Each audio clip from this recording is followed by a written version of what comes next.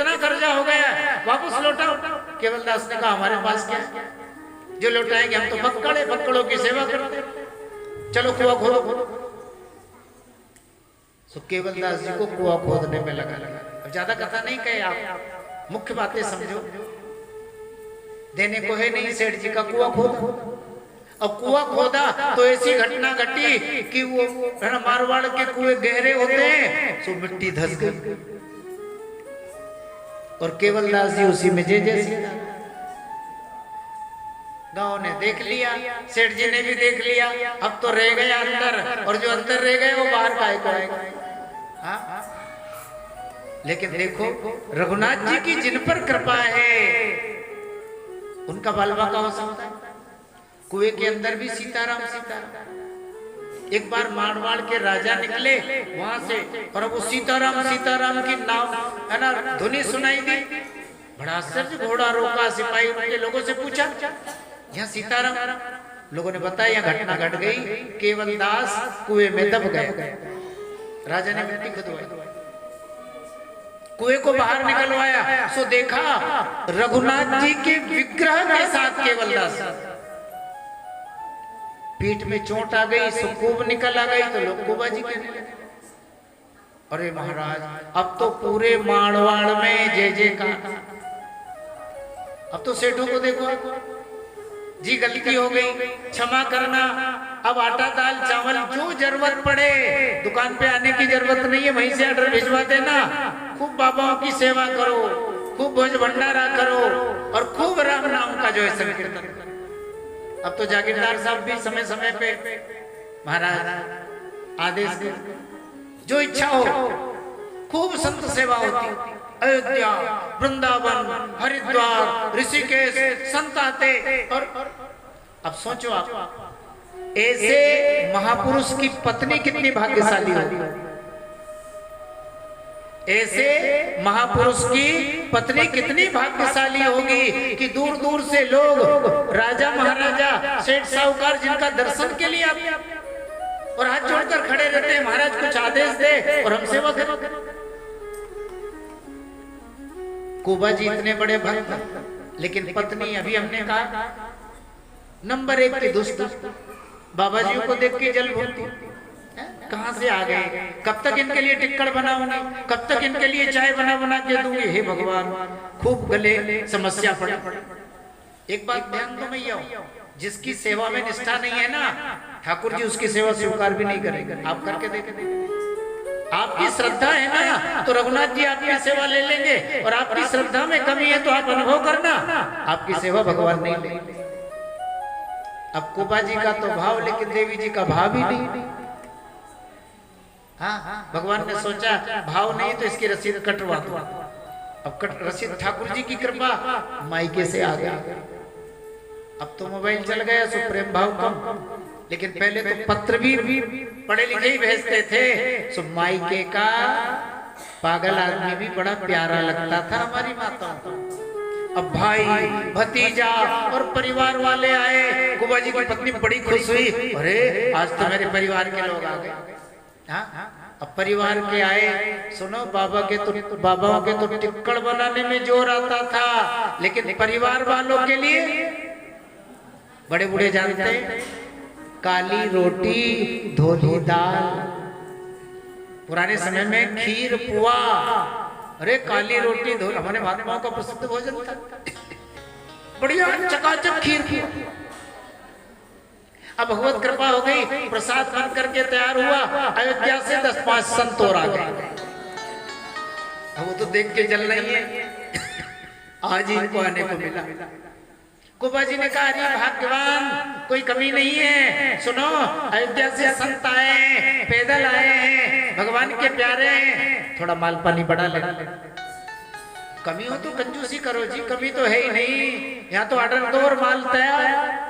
हाँ, तेल चाहिए, घी चाहिए, जो चाहिए लो ना। संत सेवा के लिए तो अखाड़ा खुल गए। लेकिन देखो स्वभाव दुष्ट है, कहां से बाबा जी आ गए, सो मोटे मोटे टिक्कड़ बनाता। भाई भतीजा के लिए खीर पुआ और बाबा जियों के लिए सूखे टिक्कड़। कुबा जी देख के बड़े दुखी हुए। खूब है, इतना दिन हो गया साधु सेवा करते करते, रघुनाथ जी के को भोग लगता है इसके हाथ का, और ये फिर भी अभागिन किया।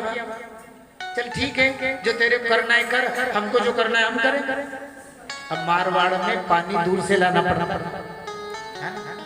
तो पानी लेने के लिए गई। कुबा जी ने सोचा बढ़िया हुआ, खीर पुआ का रघुनाथ जी को भोग लगाया और महात्माओं से कहा सुनो, रघुनाथ जी की इच्छा है जल्दी बैठ जाओ।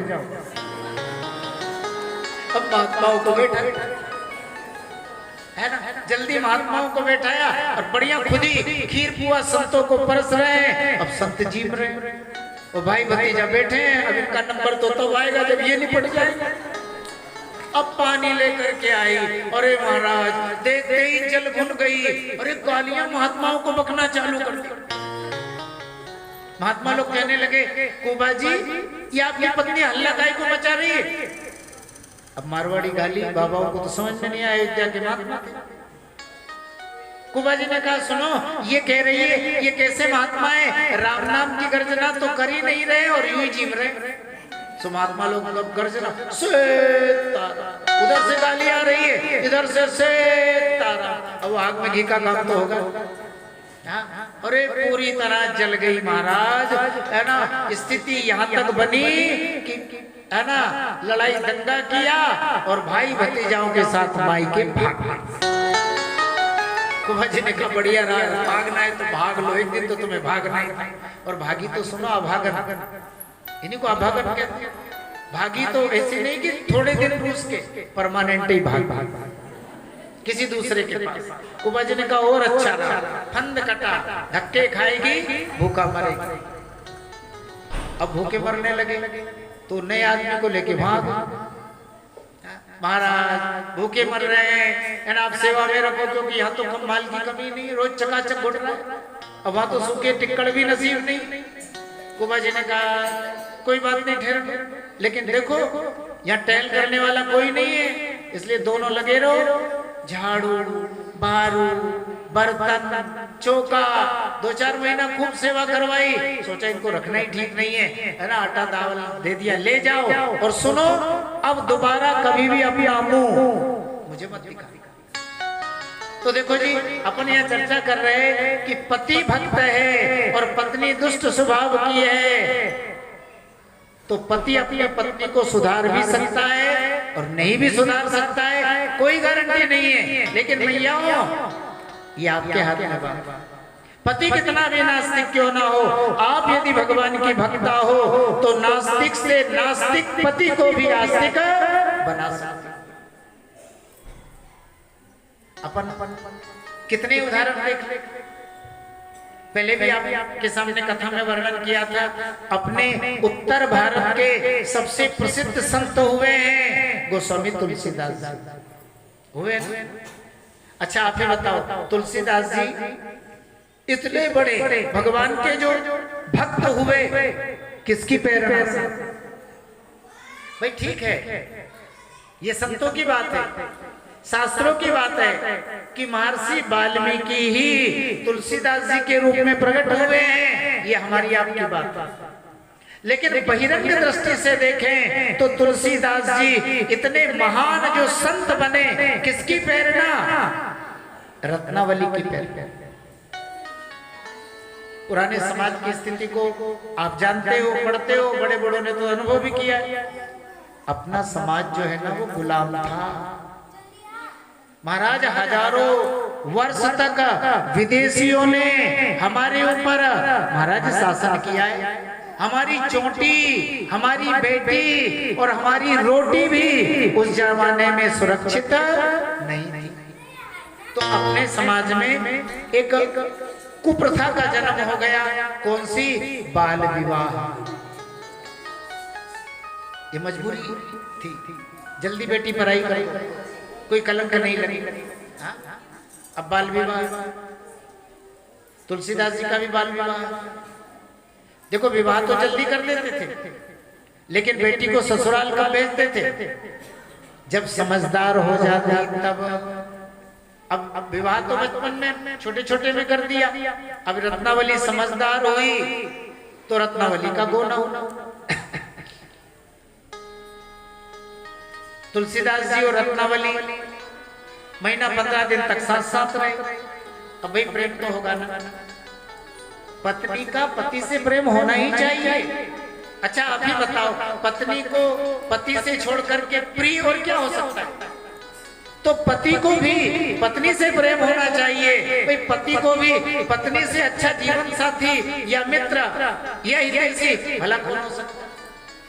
अब तुलसीदास जी का रत्नावली से प्रेम हो नहीं, ना माँ है, ना पिता है, ना परिवार है, अब ले देकर एक पत्नी ही तो है।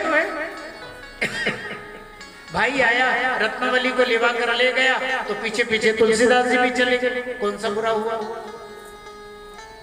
अरे भाई रत्नावली को भाई लेकर के गया और भाई के पत्नी के पीछे पीछे तुलसीदास जी भी अपनी ससुराल पहुंच गए, कोई बुरा थोड़ी हुआ।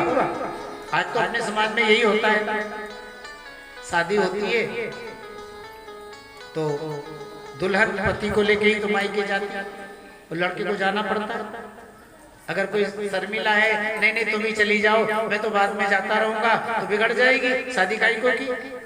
मेरे से तो कितनी शादी करने वाले तैयार थे, मैंने तो चला कि तुमसे शादी की, और ऐसे शर्म करोगे तो काम नहीं। अब मैं आपके पीछे आई तो आप मेरे पीछे है, तो आगे पीछे करनी हमें जाना पड़ा। तुलसीदास जी भी रत्नावली के साथ ससुराल चले गए, कोई बुरा नहीं हुआ। आजकल के जैसी देवी होती तो बहुत खुश होती। हाँ कितने अच्छे हैं, मेरे बिना एक दिन नहीं रहते।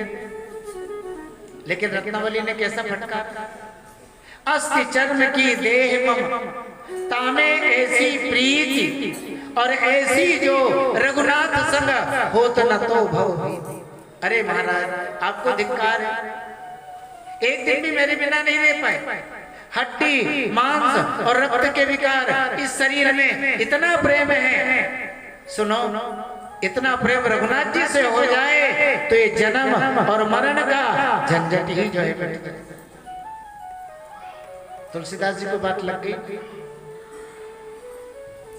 पत्नी की बात लग गई, ससुराल को छोड़ा और सीधा चित्रकूट नरहरियानंद जी के आश्रम में और वैराग्य की दीक्षा। और कितने अच्छे संत, कभी मठ मंदिर नहीं बने। एक बार प्रयागराज में रत्नावली और तुलसीदास जी का मिलन हो गया। अब वो सखियों के साथ गंगा नहाने, वो क्षेत्र बिल्कुल पास में राजापुर, हमें कई बार जाने का सौभाग्य मिला, जो चित्रकूट रहे बाल्यकाल में। तो तुलसीदास जी के पास झोली झोली ढेर सारा भजन।